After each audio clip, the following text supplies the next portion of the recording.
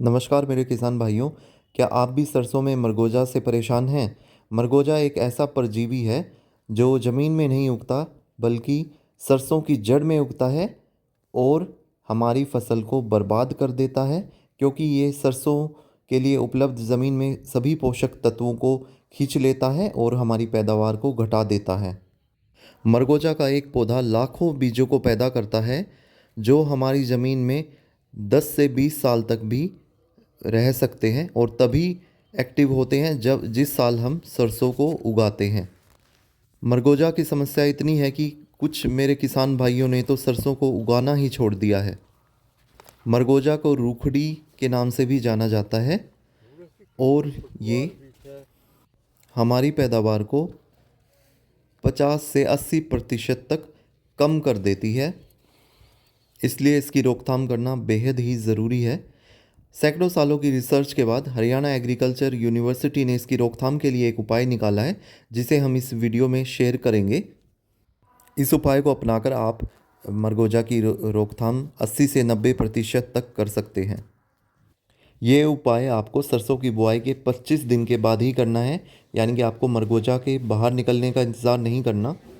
एचएयू की सिफारिशों के अनुसार 41% एसएल ग्लाइकोसाइड का हमें इस्तेमाल करना है और इसके साथ हम ये ग्रो शक्ति का इस्तेमाल करेंगे, जो कि एक टोनर है और हमारी फसल को हरा भरा होने में मदद करती है। इसके लिए हमने 15 लीटर टैंकी ली है और इसमें हम 5 ml ग्लाइकोसाइड का इस्तेमाल करेंगे।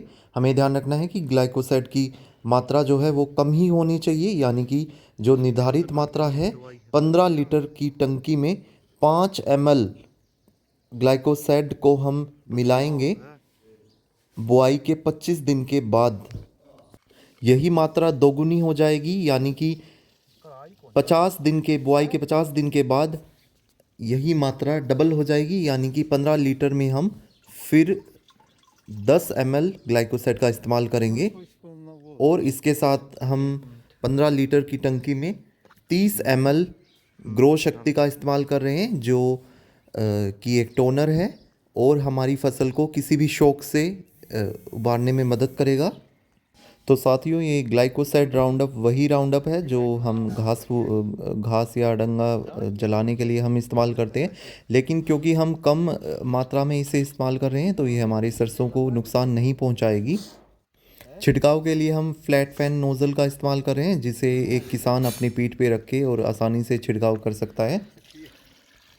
साफ़ सफाई का हमें ध्यान में रखना है, इसमें मिट्टी वगैरह नहीं जानी चाहिए, नहीं तो हमारी मशीन में दिक्कत आ सकती है।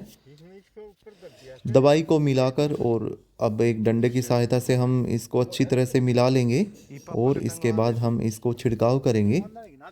हमें ध्यान रखना है कि छिड़काव हमें सिंचाई के बाद ही करना है, यानी कि सूखी ज़मीन में हम इसका इस्तेमाल नहीं करेंगे, नहीं तो हमारी सरसों जल सकती है।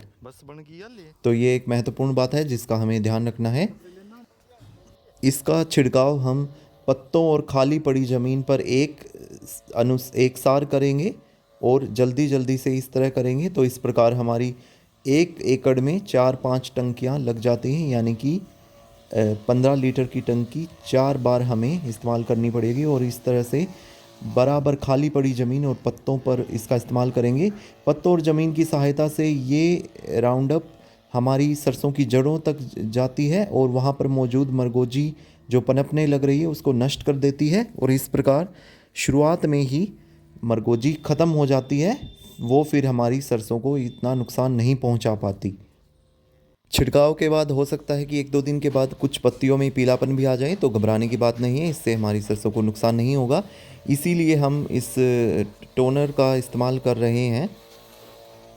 तो इस प्रकार सरसों की बुआई के 25 दिन बाद और फिर सरसों की बुआई के 50 दिन के बाद हम 2 बार छिड़काव करेंगे और इससे हमारी मरगोजी जो है 80 से 90% तक इसकी सफल रोकथाम हो जाती है। तो साथियों, अगर आपने हमारे चैनल को सब्सक्राइब नहीं किया है तो इसे ज़रूर सब्सक्राइब कीजिए ताकि अगले सीज़न तक आप इस वीडियो को ध्यान में रख सकें। तो उम्मीद है अब किसान भाइयों आप जान चुके हैं कि आप मरगोजी का रोकथाम किस प्रकार कर सकते हैं। वीडियो देखने के लिए धन्यवाद।